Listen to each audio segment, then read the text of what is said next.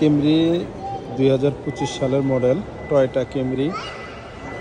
আপনার এটা লাগাইছে আপনার ক্যাশ আপনার 1,41,000 আমি 1,42,000।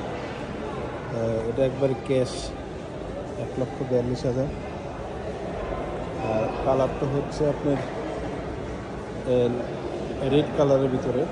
ক্যামরি 2025 ফুল অপশন, এটা একেবারে ফুল অপশন।